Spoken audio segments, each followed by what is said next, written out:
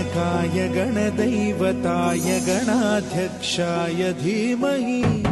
गुणशरीराय गुणमण्डिताय गुणेशानाय धीमहि